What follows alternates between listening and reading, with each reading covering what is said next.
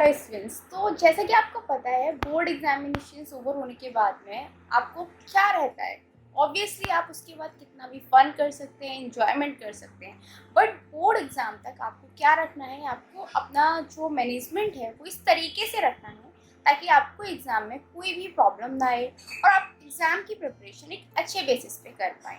चलिए एक एग्जाम्पल लेते हैं। सपोज कीजिए आपको एक गड्ढा खोदना है और उस गड्ढे के नीचे आपके 100 मार्क्स हैं, राइट। आपको ये बताया गया कि इतने बड़े फील्ड में आपका वो मार्क्स का जो बॉक्स है वो रखा हुआ है। आप क्या करते हैं, गड्ढा खोदना शुरू करते हैं। आपने एक जगह गड्ढा खोदा, आप थक गए, आपको लगा वहां पे तो मार्क्स नहीं है।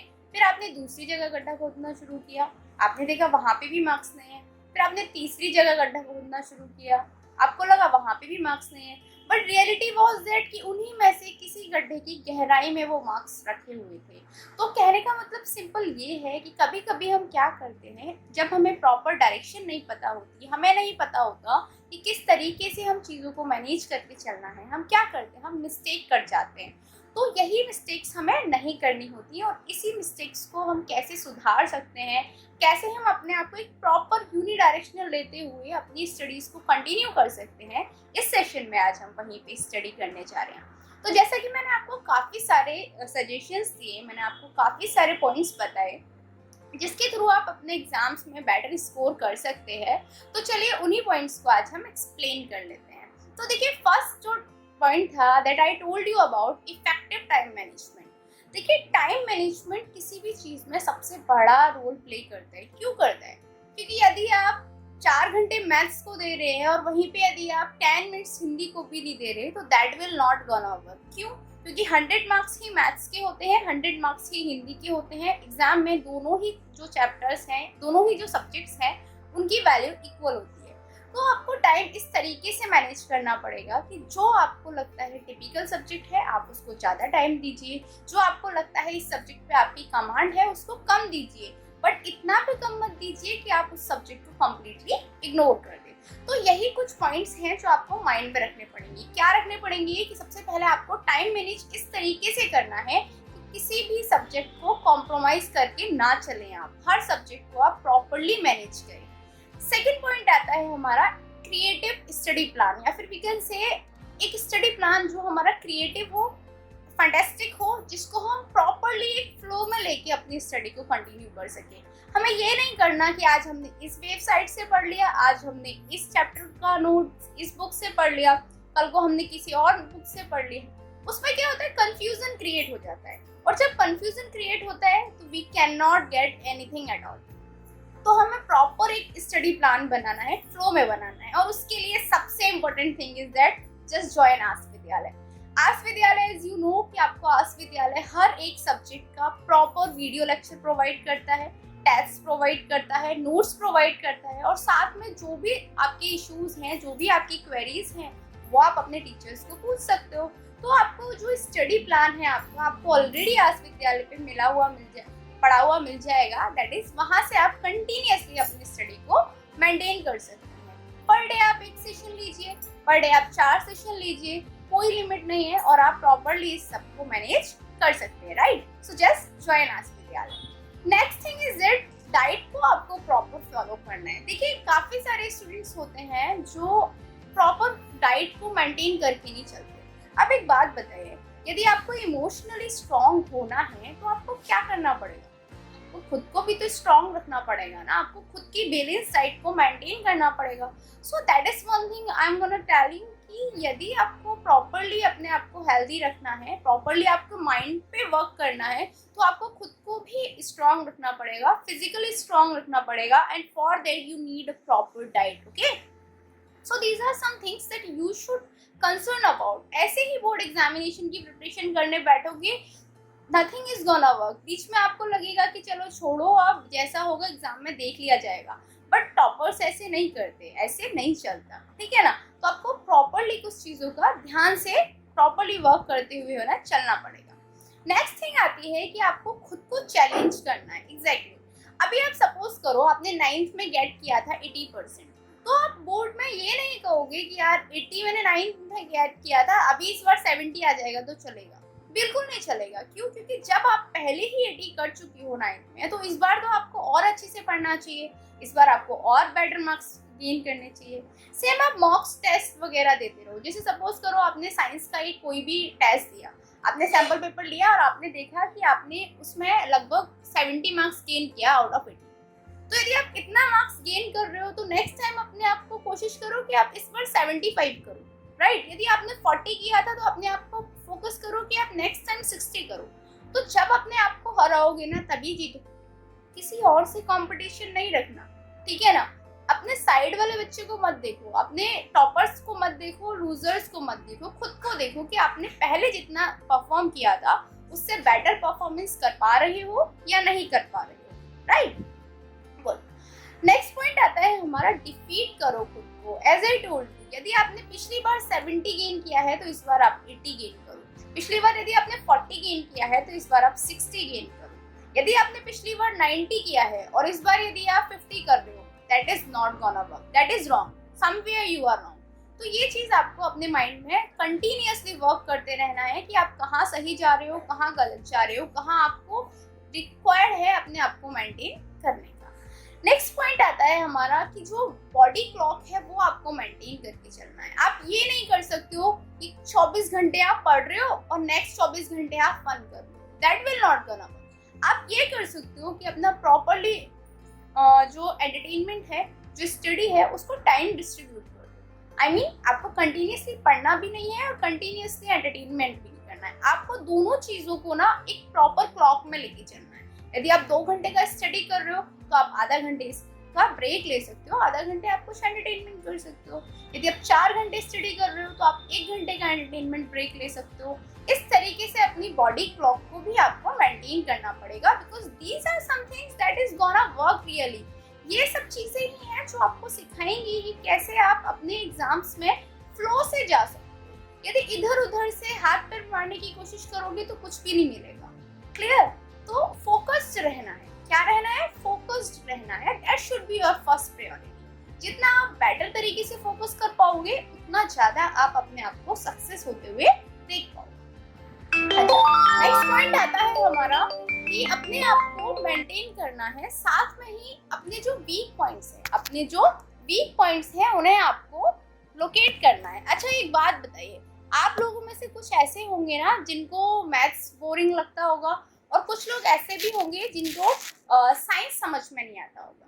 तो फर्स्ट ऑफ ऑल खुद को लोकेट करो कि आपका मैथ्स वीक पॉइंट है, साइंस है या इंग्लिश आपका वीक पॉइंट है। चलो यदि कोई सब्जेक्ट भी नहीं है तो आप में से कुछ ऐसे भी होंगे जिनके कुछ पर्टिकुलर टॉपिक्स जो है वो वीक पॉइंट है, या फिर आई विल से कुछ लोगों को पर्टिकुलरली इंग्लिश लिखने में प्रॉब्लम हो रहा है।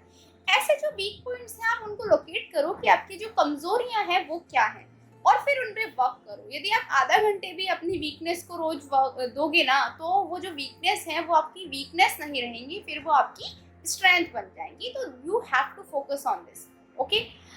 नेक्स्ट पॉइंट हमारा आता है कि जो भी हमारे सैम्पल पेपर्स हैं, मॉक टेस्ट हैं, आपको उन्हें प्रिपेयर करना है।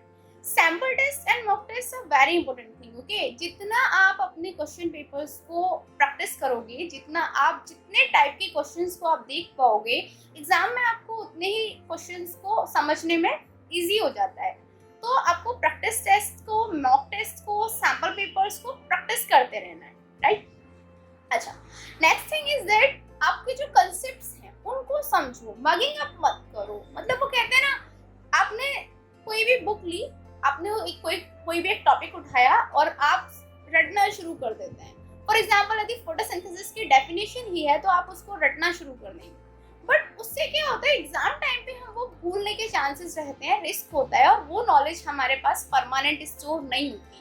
तो आपको क्या करना है, आपको मगिंग अप बिल्कुल भी नहीं करना है। आपको कोई भी कंसेप्ट है उसको अच्छे से समझना है, और मैं बता रही हूँ उसके लिए आपको सबसे पहले आस विद्यालय ज्वाइन कर लेना है। Because it's not because that I am saying कि आस विद्यालय ही कोई दवाई की गुट्टी है, it's not like that. But Aas Vidyalaya वो एक रास्ता है जिससे आप अपने एग्जाम्स को एक फ्लो से कंप्लीट कर सकते हो। एक यूनिडायरेक्शनल आपको वे मिल जाएगा, एक यूनिडायरेक्शनल अप्रोच मिल जाएगा जिसके थ्रू आप अपने एग्जाम्स को बेटर तरीके से परफॉर्म कर सकते हो। क्लियर? अच्छा, नेक्स्ट पॉइंट आता है आपका, जो आपका स्कोरिंग सेक्शन है आपको उसे फाइंड आउट करना है कि किस सेक्शन में आप सबसे ज्यादा स्कोर कर सकते हो। That is gonna have a very important impact in your life. I mean to say, यदि आपको लग रहा है कि आप इस टॉपिक पे या इस सब्जेक्ट को या इस टाइप के क्वेश्चन में ज्यादा स्कोर कर सकते हो, तो उन पे भी कमांड लो, उनको जल्दी से फिनिश करने की कोशिश करो। जितना जल्दी आप उनको एग्जाम में अप्रोच करोगे, उनको एग्जाम में आई मीन टू से एग्जाम में उन वाले क्वेश्चंस को यदि आप सबसे पहले करोगे, तो आगे के क्वेश्चंस के लिए आपको टाइम बच जाएगा। नेक्स्ट आता है अपना create your own study notes. देखिए, आपको वेबसाइट्स पे बहुत सारे नोट्स मिल जाएंगे, एनसीईआरटी बुक्स में आप हाईलाइट पॉइंट्स कर सकते हो, बट अपने नोट्स अपने होते हैं। वो कहते हैं ना कि एक क्लिक बन जाता है हमारे माइंड में कि यहाँ पे ये वाला पॉइंट है और ये हमें रिमेम्बर रखना है। तो हमेशा अपने नोट्स बनाइए, सबसे बेस्ट थिंग है कि अपने नोट्स बनाइए। हाँ, आप डिफरेंट वेबसाइट से, डिफरेंट ऐप से, डिफरेंट बुक से नोट्स को पढ़ सकते हो, उसके बाद अपने फाइनलाइज करके नोट्स बना सकते हो, बट इन द एंड आपको खुद के नोट्स खुद से ही बनाने हैं, ठीक है। नेक्स्ट है आपको ग्रुप स्टडी प्लान्स करने हैं। कभी कभी क्या होता है, हम अकेले अकेले पढ़ते रहते हैं तो हमें पता नहीं चलता कि हम कितने पानी में हैं, हम कितने नॉलेज हमें है एक्चुअली। तो हमें ग्रुप स्टडी करना चाहिए, जहाँ पे हम अपने पीयर्स के साथ बैठ के स्टडी कर सकते हैं, अपने वीक पॉइंट्स, अपने स्ट्रॉन्ग पॉइंट्स को जज कर सकते हैं। This will also gonna help you a lot. ये चीज़ें ऐसी हैं जो आपको हमेशा हेल्प करती रहेंगी और आपको जो आपकी स्टडी है उसमें आपको बेटरमेंट ही देंगी। यदि आपको लग रहा है आपके कोई फ्रेंड को कुछ अच्छा आता है, वो आपको समझा सकता है, और यदि लगता है आपको कुछ अच्छा आता है तो आप उसको बता सकते हो। ऑल्सो जो भी आपने लर्न किया है वो आप दूसरों को स्टडी कराइए। सपोज कीजिए आपको कोई भी एक टॉपिक के बारे में अच्छे से नॉलेज है, आप यदि उसी टॉपिक को अपने पीयर्स को स्टडी कराएंगे तो वो टॉपिक आपका और ज़्यादा बेटर आपकी ग्रिप में आ जाएगा, and that is gonna help you throughout the exams. Okay, अच्छा, एक और बहुत इंपॉर्टेंट चीज है that you have to understand this, कि स्मार्टफोन का use is good, but if you are using that for the studies only, क्योंकि board exams में आप किसी चीज से डाइवर्ट नहीं हो सकते। गेमिंग हुआ, सोशल मीडियाज हुआ, ये सब चीजों से आपको थोड़ा गैप लेना पड़ेगा, क्योंकि जब आप इन लोगों से गैप लेंगे तभी आप अपने आप को फोकस रख पाएंगे, वरना कहीं ना कहीं ये चीजें आपको आपके माइंड को डाइवर्ट करते रहेंगी। So just take a particular gap on it. Next point आता है आपका revise constantly. This is the most important. See, आप क्या करते हैं, आपने कोई भी टॉपिक पढ़ा, बट क्या करता है, आपको लगता है अभी आपको आ गया, अब आप एग्जाम से पहले बस रिवाइज कर लेंगे। नो, ऐसा नहीं चलेगा, बीच में आप भूल जाएंगे। आपको कॉन्स्टेंटली रिवाइज करना है। यदि आपने एक टॉपिक आज पढ़ा, आप कोशिश कीजिए कि अगले हफ्ते उसको फिर से रिवाइज करें, अगले हफ्ते आप उसको फिर से रिवाइज करें। जब ये आप रिवीजन करते रहेंगे तो आप टिल द एग्जाम कभी भी उस टॉपिक को भूलने नहीं वाले हैं। तो आपको रिवाइज कंटिन्यूअसली करना है।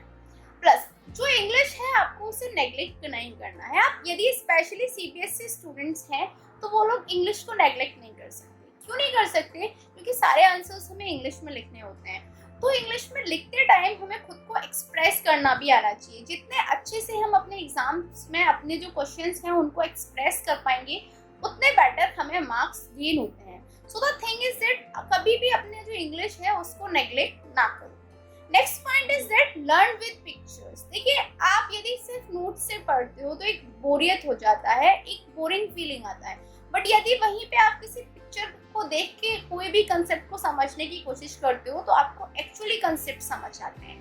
तो फर्स्ट थिंग इज दैट कि आप पिक्चर्स को यूज करें, पिक्चर्स, डायग्राम्स जो है उनसे समझें। यदि सपोज आपको फोटोसिंथेसिस का प्रोसेस समझना है तो आप प्रॉपर एक फ्लो चार्ट बना लें कि कैसे सन से सनलाइट आती है, फिर प्लांट उसे कैप्चर करते हैं, लीव्स में कैसे जो हमारा मैकेनिज्म है वो होती है।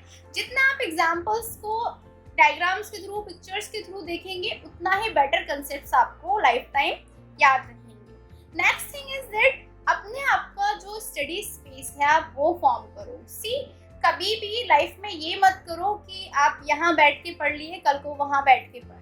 एक प्रॉपर अपना स्पेस गेन करो, अपने शेड्यूल वहाँ पे लिखो, अपना जो भी वीक पॉइंट है वो लिखो, स्ट्रांग पॉइंट लिखो, आपको इस वीक में क्या कवर करना है वो सब प्लानिंग बनाओ और वो सब अपने स्टडी स्पेस में रखो और अपने आप को जज करते रहो कि आप उसके अकॉर्डिंग जा रहे हो या नहीं जा रहे हो।